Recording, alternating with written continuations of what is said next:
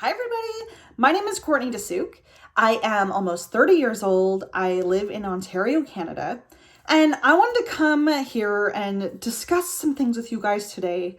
And I'm really nervous, but I'm also really hopeful. So I'm going to tell you guys kind of my backstory, who I am, what I've been through, and kind of explain what is to come. So this video, guys, I am going to be doing a series. This series is going to be about my ketamine treatments that I'm going to be getting. So this is obviously doctor monitored. I'm in a clinical study, and I'm really nervous, but I'm really hopeful that this could be something that could significantly help with my PTSD and my depression. So I kind of want to dive in, kind of explain my past, where I come from, how I've developed my PTSD, some of the treatments that I've tried over these years that have not been successful for me, how I was, diagnosed with treatment-resistant depression, and also to explain what is to come with this new ketamine treatment I'm going to be taking part of. So, again, my name is Courtney DeSuke, if you guys don't know. I appear bubbly, I appear happy, that's kind of just the personality I've had growing up, as I've always been the bubbly, happy, positive, kind one. But deep inside, guys, I struggle. I struggle with a significant depression. I struggle with a significant darkness, a heaviness, like a weight. And this has been something, depression specifically, something I've struggled with probably for the past 10 years. To explain that a little bit, I went off to school to be an RN, and that's kind of when my depression started to develop. Probably my second year, I also got into a emotionally abusive relationship at that point in my life. So I think everything kind of just spiraled at that point. I actually took a year off of school, got out of that relationship, kind of found myself again, didn't get any treatment, didn't get any therapy. I was on, some antidepressants to help at the time. They weren't really doing much. I was really just pushing things down to get through life. So I graduated with my Bachelor of Science in Nursing degree in 2015. That was a very big accomplishment for me. And I got my very first job as a registered nurse at a psychiatric facility. So I was very passionate about mental health. Struggling with depression myself, anxiety myself. I had this real need to be able to help others. I could empathize, I could understand, I can relate to some of the things people have gone through. So I was very excited when I got my first job, and I was there for my whole career. So now we're going to dive into the backstory of how I developed PTSD. So as I mentioned, I was a nurse. So in 2017, our hospital actually changed. So we were just specifically a psychiatric facility. The years before that, in 2017, we became a collaboration between physical rehab as well as mental health. So this was a brand new spanking hospital. I was very anxious to move. I still stayed in the mental health sector because that was my passion. So I guess my story, here we go. It's hard to talk about. And you guys are going to think like, oh my gosh, she's crazy. She seems slightly upbeat and positive. But I want to let you guys know it is very hard to talk about. I've had to tell my story numerous times. This is why I can get through it without breaking down. This is why I can get through it without crying. But I want to tell you guys briefly what happened and how it affected me. So in 2017, I arrived for a day shift, 7 a.m. sharp. So we're sitting down for morning report, and the code bell goes off. So there's code bells, there's alarms in hospitals, there's different codes for different emergencies. So the alarm went off, it said code red, L0D purple, whatever. It's hard to think about because it's a horrific noise for me. No one else was really running to the code, and I'm like, well, do we run? It's a new hospital, it's a fire code, should we go? I had an urge to go. I felt a need that I needed to go look and make sure there was actually no imminent danger, right? So another staff came with me, because I had no idea where I was going. It was a brand new hospital, guys, brand spanking new. So we were running to where the code red was. We ran out the front doors of our unit. It was quite the jog, to be honest. I remember running out the doors, and just before we turned the corner, I hear this. The only way I can say it is like a death-curdling scream. A death-curdling scream. A scream that you would never hear unless you were being physically tortured or injured. It sort of like had this thing go off in my head, and I was like, oh my gosh. Like, oh my gosh. And it just made me stop for a second and be like, holy crap, someone's in danger. Someone is hurt. So we turn the corner, we keep running. And as I turn, there is a man. He was not a psychiatric patient. He was actually part of the physical rehab. He was engulfed in flames. And when I say engulfed, I mean engulfed. There's so many movies. It's so funny. After this incident, now I notice how in so many movies there's instances of this. I mean, they're obviously not realistic in the movies, but it's very triggering after you witness something like this. So this man was engulfed in flames. He was wearing clothing that was very, what's the word I'm looking for here? He was wearing clothing that was very, it was a bad material for fire, essentially. It was burning through quickly. It's crazy because I remember specifically there was a sprinkler above his head, and it was not going off. So there was myself, my coworker, there was actually a janitor on the other side of him. Quick thinking, like, you know, we kind of stand there for a second because you're literally in shock taking in what you're seeing. The janitor actually grabbed him, and conveniently enough, we were right beside the therapy pool. The water was literally put in the day or two before.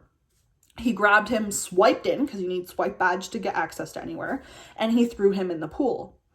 Right? Thank goodness that's a very quick thinking option. That was the right move. So instantly, as the registered nurse on scene, I ran to the door, went to swipe in because I need to get to that pool. I need to assess him. I need to make a call. I went to swipe in and we did not have access. My coworker tried to swipe in. We had no access. Again, it is a brand new hospital. Obviously, I guess we did not have access to everywhere we needed to go, even in emergency, which was not right in my mind. There was also no fire extinguishers or anything nearby, or fire blankets. Again, new hospital, they're still getting things into place. They opened a little early. So this happened, and this isn't even the end, guys. Like, we had to take the long way around to get to the pool, which we had to find because we had no idea where we were going. We got into the pool. Obviously, my first thing as a nurse is I have to call a code 99. There's a medical emergency. I pick up the first phone. There's no dial tone. The pool area is not set up yet, so the phone has no access. I tried our new Voicera systems. Again, brand new hospital, not fully set up yet. I could not access anyone because the fire alarms were too loud. Finally, I saw a final phone at the far end of the pool. So I ran there. There was a dial tone. So I dialed, I called the emergency, and waited. And like, as I was waiting, the man was in the pool and the janitor's like, should I bring him out? And I'm like, no, keep him in right now for his skin integrity. Like, we don't have anything here right now. He was breathing, he was talking, he was alert, clearly in shock, considering what has happened. And anyways, it was a horrific event. It significantly impacted my life. It messed with my head. It messed with my brain. It messed with my capability for nursing. It was hard. So I actually ended up working for a year and a half after this event. My depression started to get worse. My anxiety started to get worse. I constantly had nightmares. I was questioning my capabilities. I mean, I was obviously functioning. I was alive. I was surviving. I was, doing my job as well as I could. And I was a dang good nurse. I left work at work, came home and broke down every night. So that's kind of the backstory of how I developed PTSD. So what came out of that, I actually came off of work in November of 2018 after starting neurofeedback. So I had a psychiatrist, a psychiatrist tell me, you need to get out of that place and you need to get therapy. You need to heal because you have significant PTSD. And I never really thought about it. And I was like, damn, maybe she's right. Maybe she's right. So I started that process. I worked with my union. I worked with Aug Health, to get through and to get treatment and to, still be compensated, because this did not happen, on my own time. This happened at work. So I got approved for WSIB. I waited for a few months to get a therapist. I found an amazing psychotherapist who I still have today. She's absolutely incredible. But I'm going to tell you guys some of the symptoms that I dealt with over these last few years that have been significant. I don't want to say one thing. So I'm going to tell you guys these symptoms. I also want you to know I was doing treatment. So I was in therapy. I was taking the medications, the SSRIs, the SNRIs, sleep aids, lorazepam for anxiety. Like I was doing the things for treatment, and I was still significantly struggling. P.S. I was also diagnosed with treatment-resistant depression. So the medications and the things I was using was not effective at all for me. There wasn't really any relief. The heaviness was always there. The darkness was always there. The nightmares are always there. So some of the symptoms that I started to develop when I first came off work was significant angry outbursts. Anyone who knows me knows I'm not an angry person. I'm usually very bubbly, upbeat. That's just kind of who I am, or kind of who I was. So I had these angry outbursts of screaming, complete screaming, anger, literally punching walls, smashing my head off walls, wanting to not be on this earth anymore. There was a lot of ideations and a lot of things that were very, very scary at that point in time. I just was struggling so much that I truly believed I was better off not on this earth. So I went through a lot of those angry outbursts probably for, I'd say, a good year and a half to almost 2 years. It was hard for me and my fiance, but thankfully he stuck through it with me and he was there, and he helped as much as he could, which meant the world to me and still means the world to me. I also had intense intrusive thoughts. So these thoughts, guys, were very angry thoughts. I was angry at the hospital. I was angry at the situation. I felt immense guilt that I didn't do enough, that I couldn't do enough because we didn't have the resources to help us in that situation. I was angry. I wasn't put on the report at work. So people were saying I wasn't even there. Thank goodness for video evidence. People really didn't understand where I was coming from. People thought I was a bad friend because I started isolating myself. I didn't want to go to parties. I didn't want to go to baby showers or events. And they classified me as a bad friend, even though it was very hard for me to leave the house because of the anxiety I was experiencing. Seeing the people I worked with every day was triggering. It was very triggering. So that was really hard because not only did I have to step away from my nursing career, which was the plan for the rest of my life, I had to step away from my friends, my patients that I loved, and the hospital I went to every freaking day. Like, that was my life. That was my plan. So, my depression obviously kept getting worse. The lows were low. They were dark. They were mean. They were not nice. I'm not even going to say there were highs. So I was explaining this to someone earlier. And say this is a normal level, right? This is your normal happy level. So this is my low. This is my regular. So even my happy or my regular still isn't normal. It's not a normal level. I stopped experiencing joy, pleasure, happiness, fun, laughter. Like, to this day, I still struggle to feel genuine happiness and joy or fun. Yes, I portray myself as the happy-go-lucky person because that's who I'm kind of expected to be in a way. Not that there's a huge expectation, but it's hard to always be the dark, somber, unhappy person. No one wants to be around them, which is a sad reality. So I struggled. I would lay in bed for weeks, months. I got a dog, which definitely helped with the situation. She helped me get up every day because I had to take her pee. I had to take care of her, so that gave me a little bit of something to live for. The anxiety got worse. The nightmares got worse. They're still significantly horrible to this day. It kind of got to the point, and it's still at this point, where it's hard to leave the house. I have to mentally prepare myself if I am to go visit someone or my family or a friend. Like, I have to prepare myself the day before and then go and be physically exhausted because it's so mentally draining to just function and be a human sometimes. So I also have a lot of triggers, a lot of things that affect me still to this day. So alarms, fire alarms particularly, code bells in hospitals, speaker overhead, when like you're at a grocery store and you hear the speaker go and then someone's about to talk, that's very triggering. Being in large crowds or groups of people is really triggering and hard. Having to go back to where my trauma was is very hard, and that unfortunately is where I have to go to get my new treatment. So we're going to talk about that here in a second. So, it hasn't been an easy ride. These last few years have not been easy.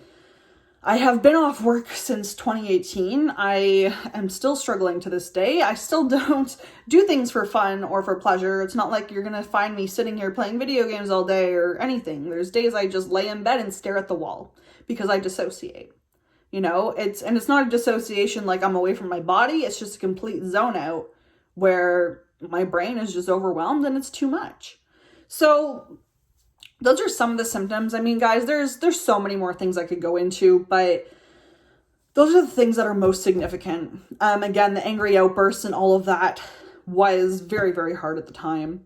Like I said, over time in psychotherapy, I have been able to diminish those angry episodes and outbursts. Now I more struggle with the depression, the nightmares, and sort of the internal struggle. So treatments, I have done many, many treatments over these years.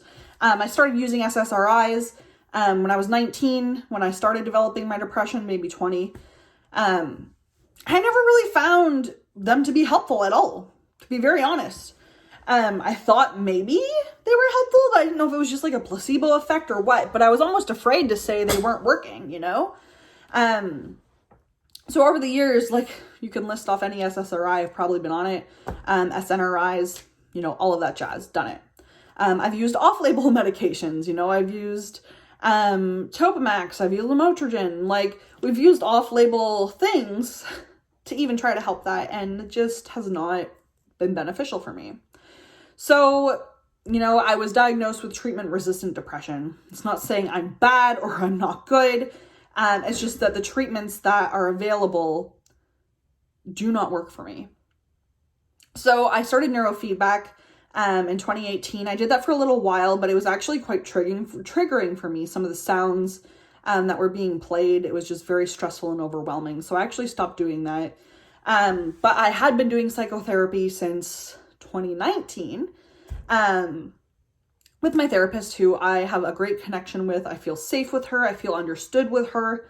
And I'm very, very thankful for her. We've done CBT. We've done EMDR. We've done, different forms of therapy and talk therapy. EMDR was hard per se. CBT wasn't effective for me.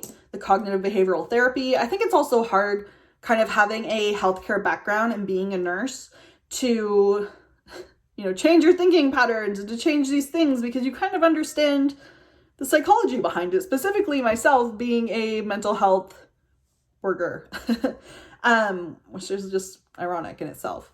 But anyways, so I've been doing therapy. Most recently, we've been doing internal family systems, which I find is something that has been helping, which is a really cool form of therapy. They kind of explain it as you have different parts as a person. So inside you have different parts. For me, I have like an angry part, a sad part, a depressed part. I have so many different parts of me, right? And we work on these parts and we kind of go back in memories and we kind of discuss what the purpose of these parts are and why they're there. And I find it's actually been helpful for a lot of things. So especially with like childhood trauma and things that I've dealt with in the past. So we're doing that currently. It's kind of trauma based. And I find that has been helpful. But now, after a year of waiting, here in Canada, our wait lists for mental health are obscene and ridiculous, and it angers me because so many people need help and there's just not enough people to help.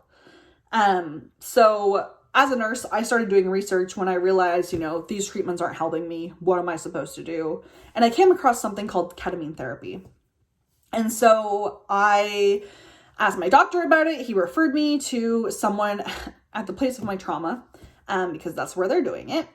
So I have gone there and I have been approved to start getting ketamine infusions. So obviously this is doctor recommended. It is doctor supervised. It is based off your weight and an amount. But ketamine essentially is an anesthesia that was used in the past. And now they have found that, small doses, like micro treatments of this medication, actually have been helping people significantly who experience treatment-resistant depression and PTSD. So I am going to be starting this treatment this week. I go in for blood work and an ECG on actually tomorrow. And it's kind of crazy. And I wanted to document this journey. I want to document this journey and see how I'm feeling, where I'm going, and kind of make this like a vlog style kind of thing. So along with the ketamine treatment, I'm actually doing a study. I'm in a study. I should rephrase that. But it's also going to be CBT based online. So with the ketamine, essentially, I'm told that it kind of helps you rewire neural pathways in your brain, which can help you kind of go through CBT in a different light or a different thought process than I have previously. So I'm going to be doing that. I'm pretty much going to be doing 1 infusion a week for 4 weeks, and then every other week for the last 4 or 6. But yeah, I wanted to come on here. I wanted to tell you guys about my experience and my journey. I'm also going to tell you guys, I should probably do this for this too, about how I'm feeling currently. So, today's been an okay day. I was in bed for a few hours. I was struggling to get up. I had to sleep in. I had significant amount of nightmares. And I have nightmares every single night, not just one, but multiple. They can range from things that are completely unrealistic to going through the fire itself. The other day, I had a nightmare about nursing, being a nurse again, and how that's really messed with my head. So I've actually technically stepped away from my nursing career. Probably going to be going in a different direction when I start to get better. I have no idea what I want to do with my life. So, it's going to be something, hopefully, when my mindset gets to a different point, that I'll be able to figure out. As for how I'm feeling, I feel down. I feel numb. Numb is definitely a good word. Sometimes I feel emotionless. So, like you guys saw me come on here earlier. I'm bubbly. I'm happy. I can make myself be that way. That's how I was conditioned, kind of, and raised. But truly, I feel down. I feel sad. I feel angry. I'm angry. Angry is a very, very big thing for me. I feel angry at the fact of the hospital, of what happened, how they let that happen, how that could have happened in a brand new hospital that should not have happened. Also, I didn't mention that the patient died. I feel guilt in some ways. I know I did everything I could I did everything I could to the best of my capabilities, but there's still that guilt that it wasn't enough. I feel desperate. Sometimes I feel desperate to just feel something again, because I don't feel happy. I don't feel joy. I don't feel pleasure. It's just numb. It's just blank. As for intrusive thoughts, they come and go, I find sometimes. My self-harm thoughts haven't been as significant in the last month or so. I also, I mean, I've had a few anxiety attacks. You know, I've connected with some people. It's brought on some anxiety. I still struggle to leave the house. I mean, some of this obviously is due to the state of the world right now with, you know, the the illnesses going around. But I barely leave my house. I leave maybe once every 2 weeks. It's hard for me. I don't like going in public. I don't like going to grocery stores. It's overwhelming. It's triggering. It's consuming, and it takes a lot of energy. I'm tired of being tired. I'm tired of zoning out. I'm tired of my brain being so loud. And that may not make sense to some people, but it does to me. My brain is loud. It's like it's yelling at me. My head hurts a lot. My chest is tight. I do have panic attacks where I can't breathe and I'm sobbing. There's a lot of things I struggle with. So I wanted to come on here and share that with you guys. I'm going to be doing an update. So I believe my first infusion is going to be this week. I don't have the exact date yet. It's either going to be this week or next. So I'm going to be doing these updates, which obviously will probably be a lot shorter than this video, to kind of explain how the process goes, how it works. I'm probably going to be doing some stories, so feel free to follow me on Facebook or Instagram, or TikTok. So this is my journey. Guys, my name is Courtney DeSuke. I am from Ontario, Canada. I was a nurse who went through a significant trauma in a fire at the hospital I worked at. I developed PTSD, depression, and anxiety with a treatment-resistant depression. So now we start the new journey. We start the ketamine treatment, we start the CBT, and we see how we go. So I guess to my future self, good luck. And if you guys have any questions, or if you want to learn more, or if you can relate to anything I've mentioned in this video, please feel free to comment below. Feel free to reach out to me. Honestly, I am a listening ear. I love to talk to people. I love to hear about their experiences. And I love to help, and I want to help. So if this story, you know, maybe no one will watch it, maybe someone will, but if my story can get to one person and, you know, maybe make a little bit of a difference in their life, I feel like that is my mission and my job. So thank you so much for tuning in with me, guys. I appreciate it. And thank you for listening to my story.